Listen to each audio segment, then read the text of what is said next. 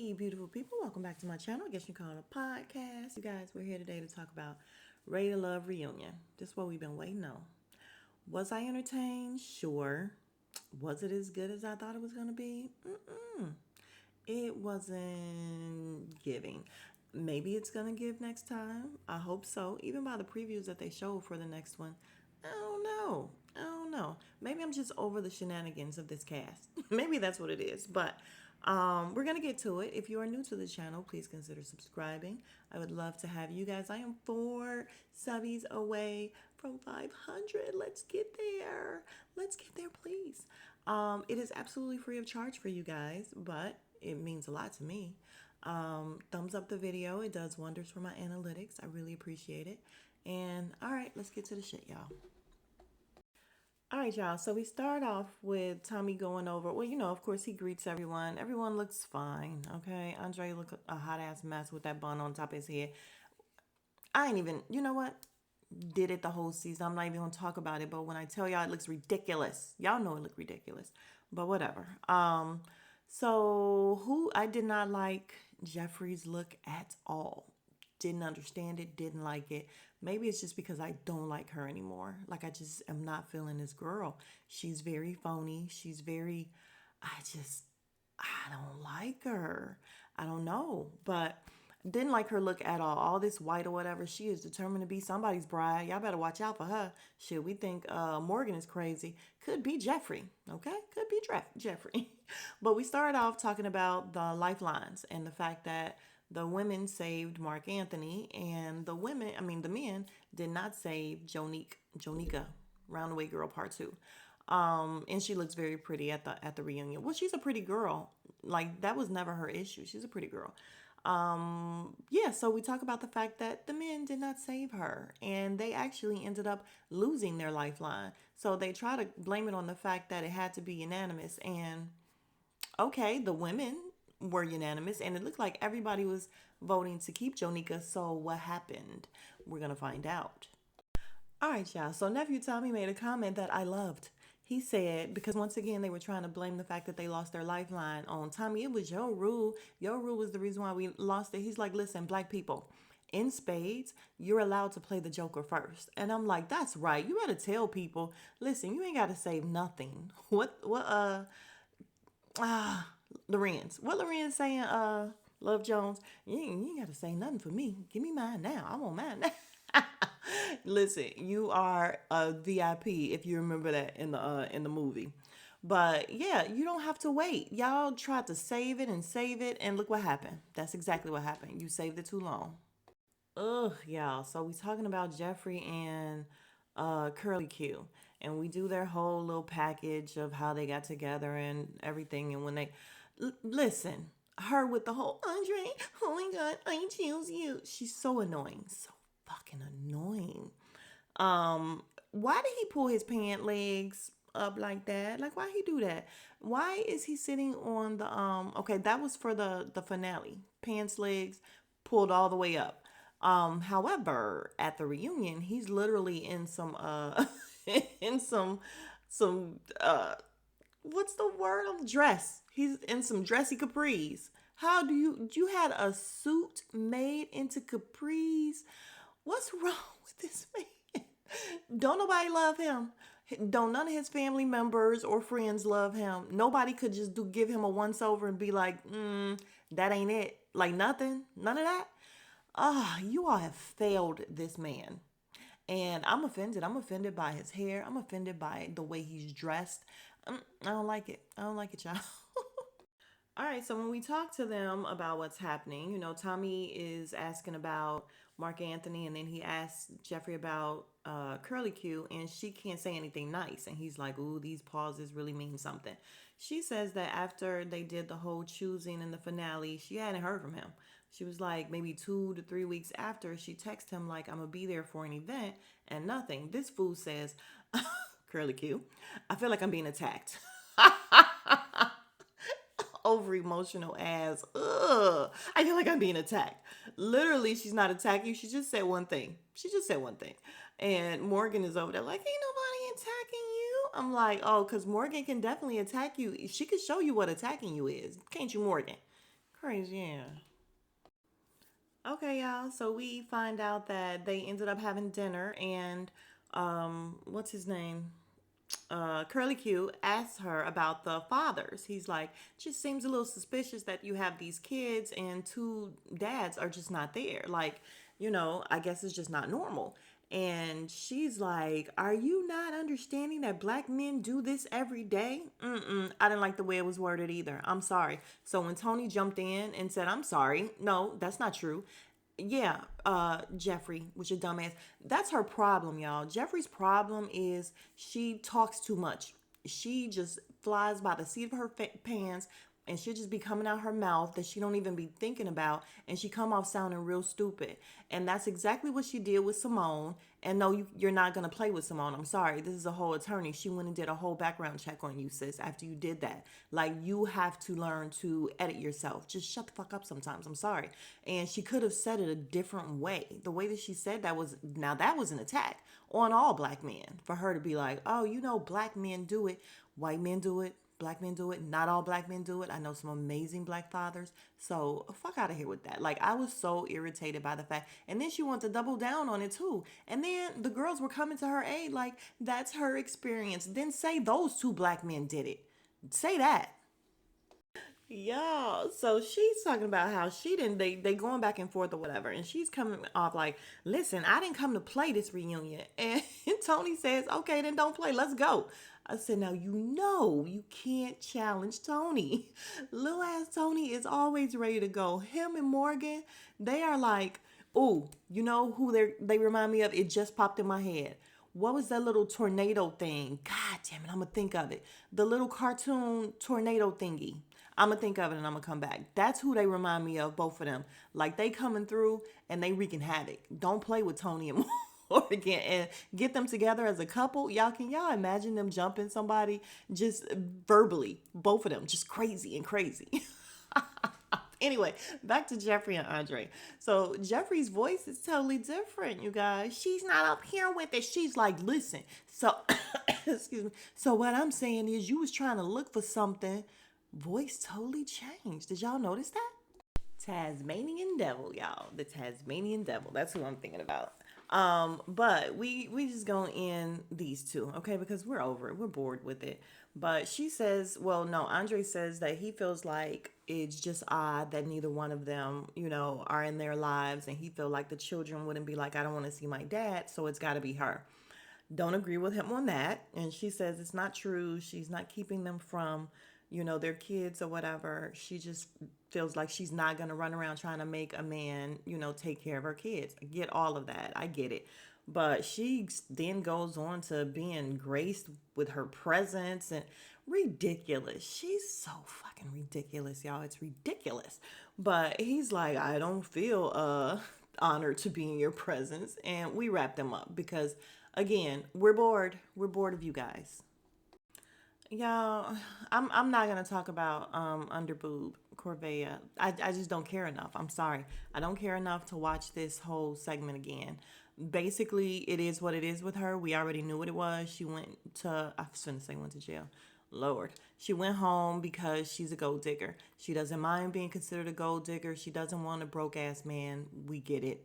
All right, that's cool. She wants to be a high value woman. And just hearing her say how high value, I immediately go to the guy, what's his name, Kevin Samuels or whatever. And I'm just like, she's one of them. She's one of them that subscribe to all that and the low vibrational plate and all that bullshit. Girl, just say you like money. Just say it. If you like money, just say that. Sis, ain't nobody, I was going to say nobody judging, but I guess they were. And they sent her home for it. We don't care. Oh, I do want to touch on this whole thing of Lyndon trying to kiss her and her saying that Lyndon tried to kiss her, but she don't remember it. But the girls remember her saying it, but she don't remember. Obviously, it was a lie. Now we do know that Lyndon is the kissy face. He's the one that was trying to go in and kiss everybody. And what's her name? Marcia was like, no, no, no, no, no, babe. That's not where we are. But she says she don't remember saying it. It comes back up again later. It's very confusing. I don't understand it.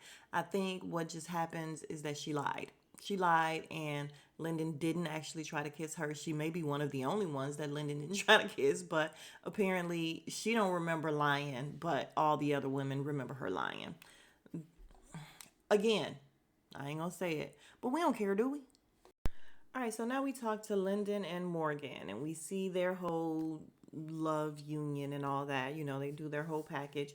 And you guys, dang, the Bratz doll is so pretty. She's so freaking gorgeous that it is very unfortunate to me, and I'm gonna say allegedly because it's just my opinion. She does not realize how she could just be cool as shit and still have any man she want, really.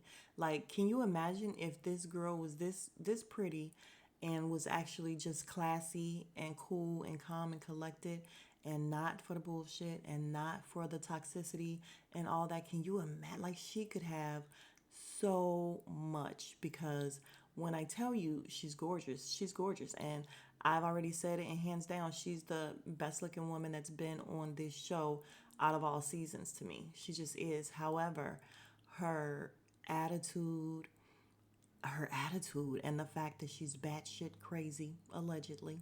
That's what she's giving off to me, though.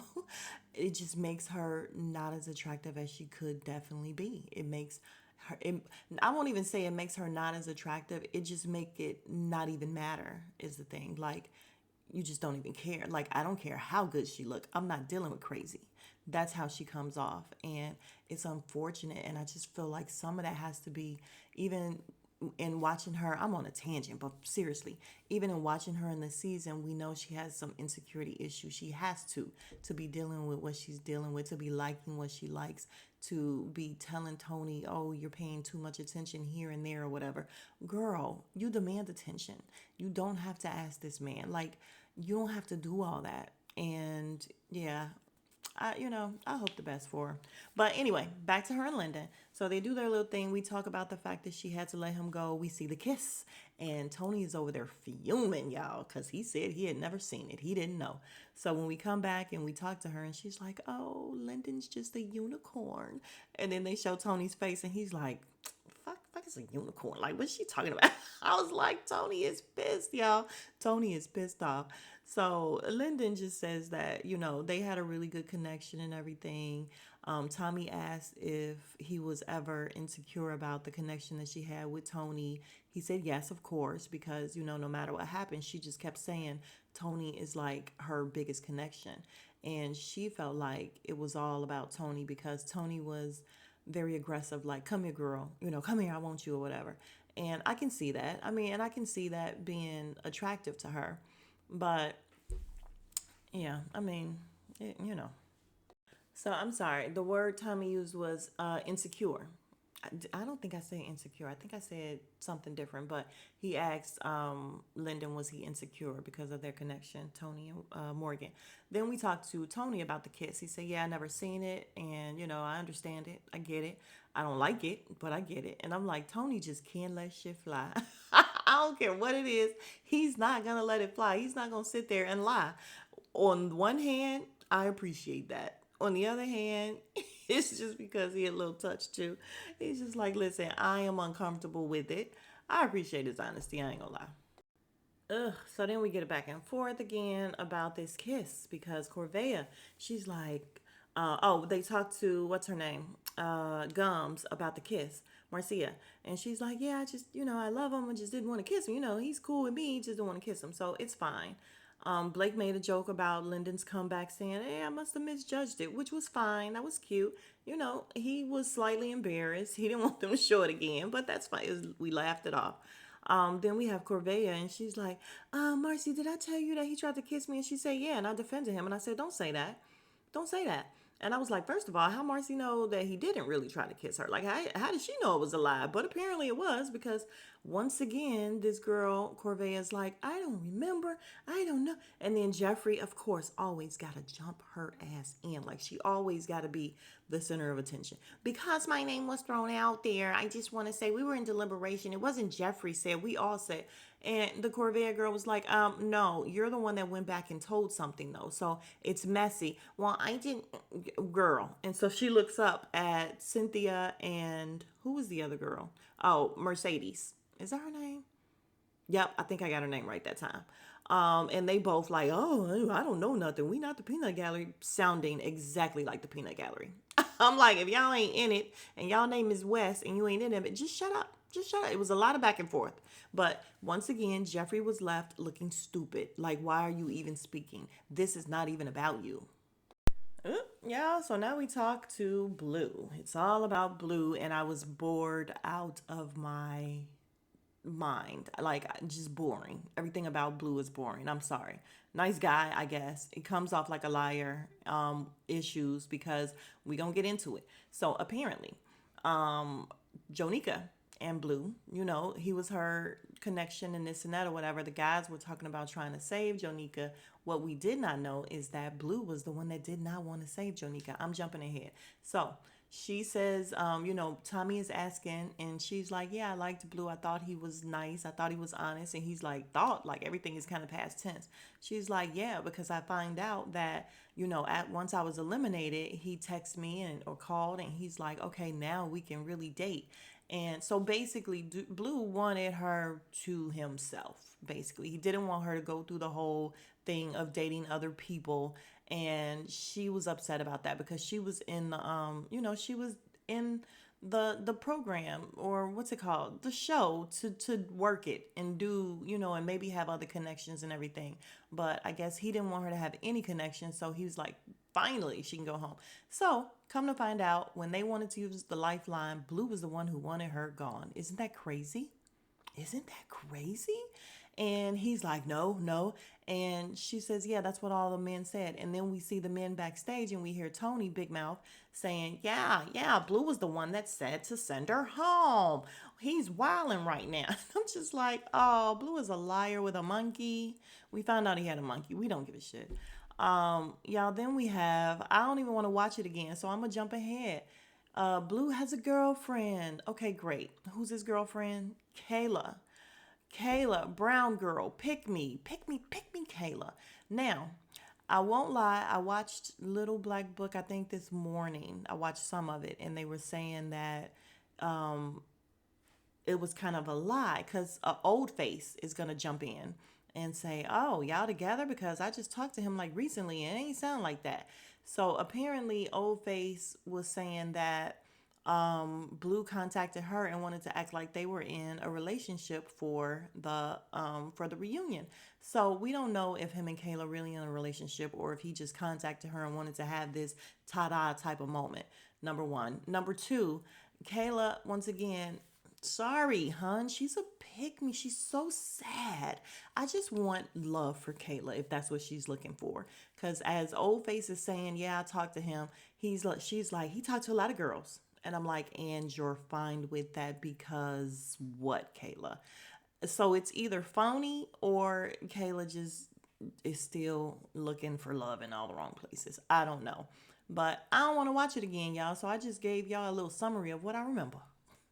All right, another thing that I am not about to entertain again. I'm not about to watch it again. Febreze, the old horny guy. All he wants to talk about was sex and this and that or whatever. He's not there. He's there via video or whatever, and he tells them, "Well, listen, everybody wants to talk about sex off camera." I don't believe him. I don't believe him. Not as much as he did. And he was just creepy. Creepy guy beat it. So literally, they talked to him for 2 minutes. It was a waste of time. We didn't need him. All right, so boring again. We have Advocate Sue Ellen, Sue Ann, whatever, old face number two, because why does she look so old? Anyway, we have her in her little package about Anthony and Blake, and oh God, just her face and her voice and her everything just it bores the shit out of me.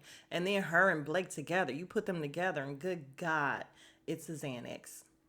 Wait. I literally just said a pill. I don't even know. Does that put you to sleep? I don't know, y'all. It's a sleeping pill. How about that? Um, but we have. Sorry, y'all. Not gonna edit that out. Sorry, it's just the phone ringing. We've all heard a phone ringing before. It's okay. I don't need to edit it.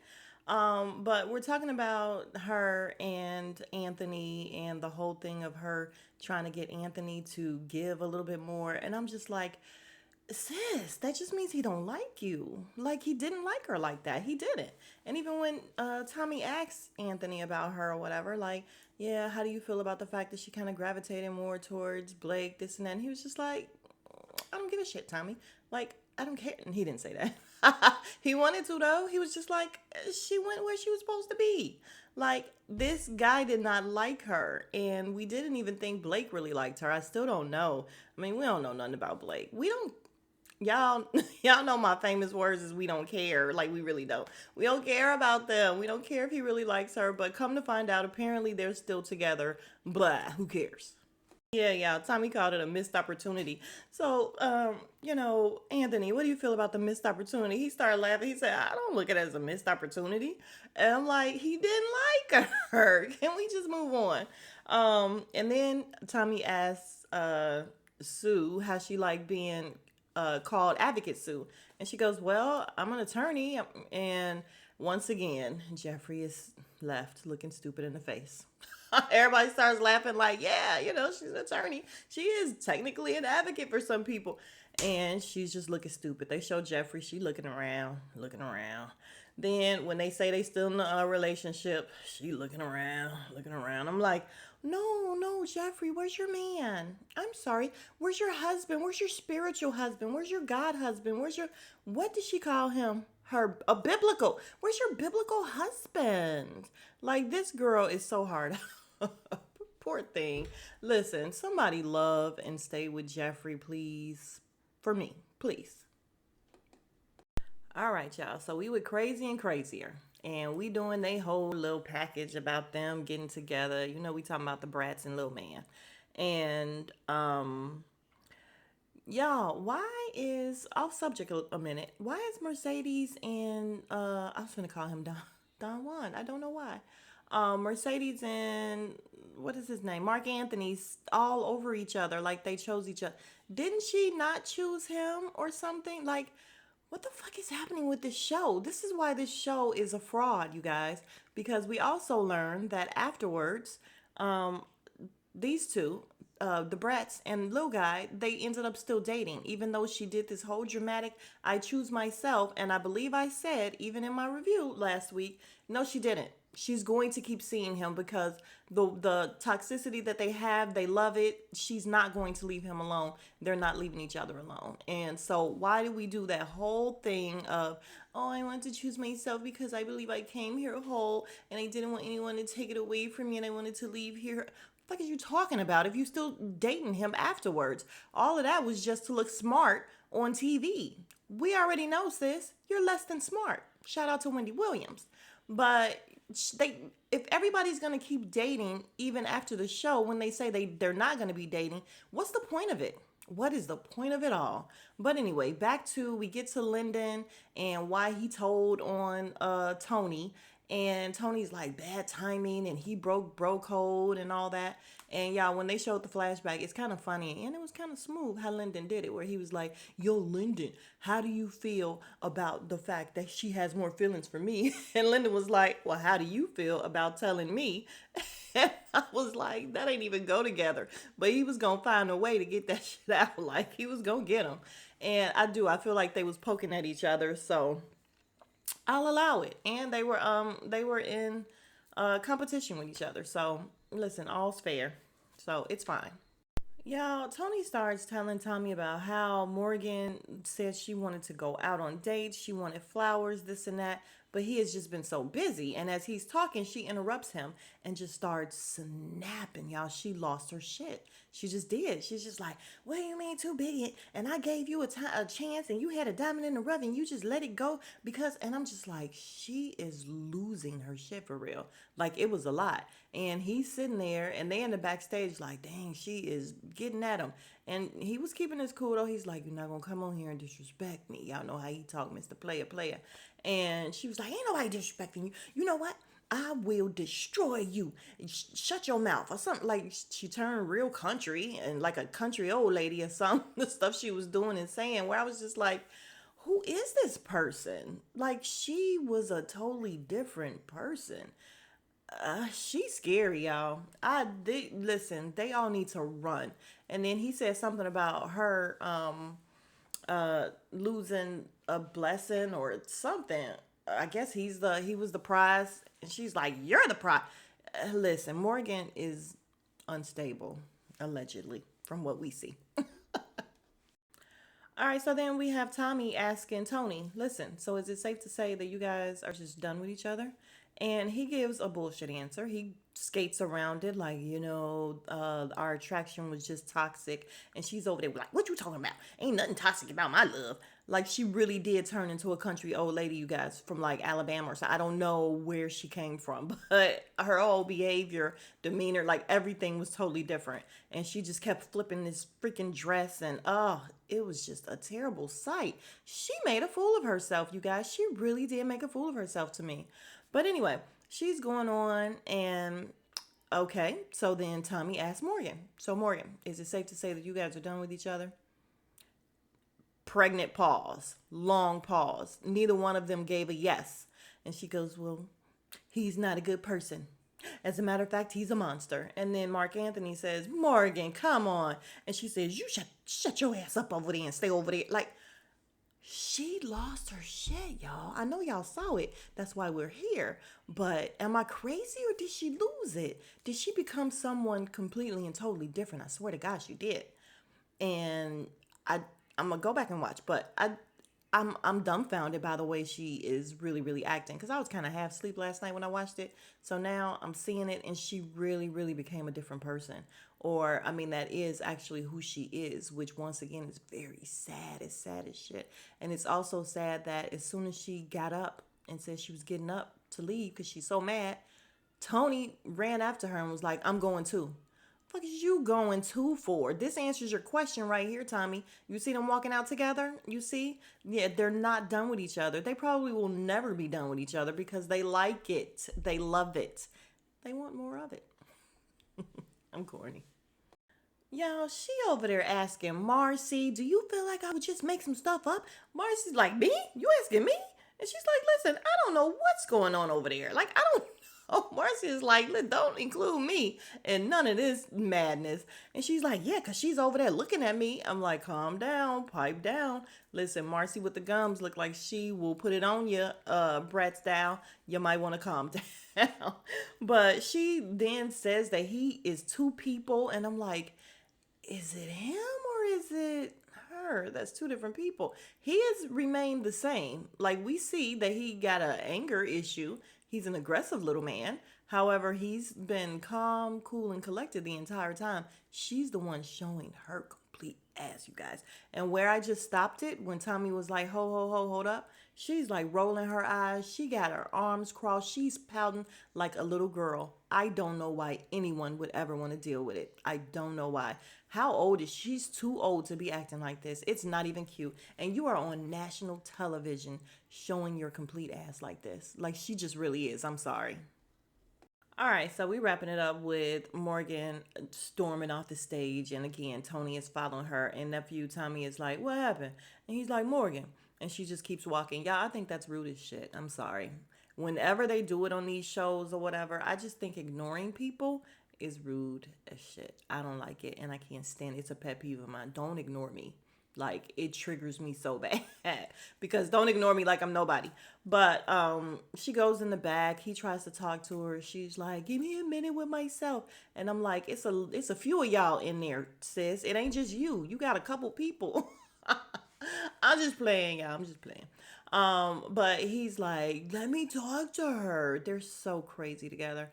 And they get him out. The producers get him out or whatever. And she comes, and she always has to have the last everything. Like, she has to have the last moment. "You could have talked to me 6 weeks ago when I needed it." And she slams the door, and I'm like, there you go. Okay. You happy now? You have your moment. You got your moment. She's annoying as shit. Jesus. So we see next week, y'all. It's gonna go down with her and Gums. Like, she gonna keep playing with Gums. And Gums said, "You should stop." And I said, "Listen, anytime somebody is not even telling you how bad they're going to beat you up, they're just warning you. Listen, well, who is that? I can't remember who it was on the Breakfast Club that told Charlemagne, you should do something safe. Like play with other people. Don't play with me. That is kind of what's her name? Marcy was telling her. You should definitely stop. And then we see that they kind of get into it, or we hear that they get into it where she's like, Morgan, shut the fuck up. You shut up. And I'm like, she is just like a chihuahua. She's just like so busy talking, and she's just her bark, I'm sure, is bigger than her bite. So that's the end, though, you guys. Yay, we made it. Again, I am 4 subbies away from my first little goal, even though we know the ultimate goal is to get over 1,000. Well, the ultimate goal is to just keep going, okay? And I really am going to pick up more shows. We're about to have Real Housewives of Atlanta start. I think Married to Medicine is about to come back. So I'm about to be all up in here, okay? And if you have not already, please consider subscribing. I would appreciate it. It's absolutely free of charge, and we would love to have you be a part of the Beautiful People family. Also, thumbs up the video, please. It does wonders for my analytics, and I appreciate you. Oh, you know what else is coming back?